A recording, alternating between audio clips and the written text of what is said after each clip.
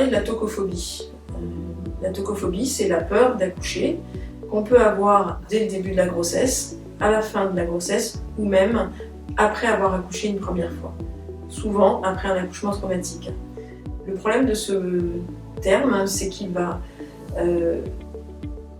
englober à la fois la peur de l'accouchement qui se passerait bien et la peur de l'accouchement dystocique. Donc il manque un mot. J'ai donc inventé le mot de dystocophobie, qui serait la peur d'un accouchement dystocique. La peur d'un accouchement dystocique, c'est juste une peur légitime qui nécessite qu'on soit à l'écoute, que les professionnels de santé soient à l'écoute. Si on anticipe un accouchement dystocique, alors il faut éviter cet accouchement traumatique et faire une césarienne.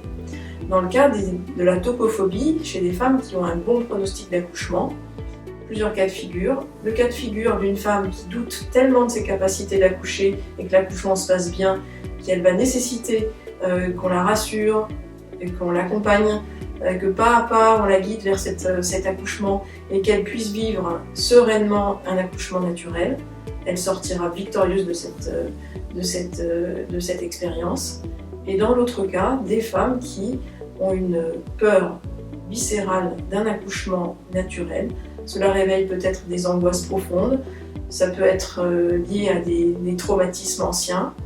Et ce sont des femmes qui, même si l'accouchement se passait bien, cet accouchement serait mal vécu. Il faut respecter cette demande et accepter de faire une césarienne de principe chez ces patientes.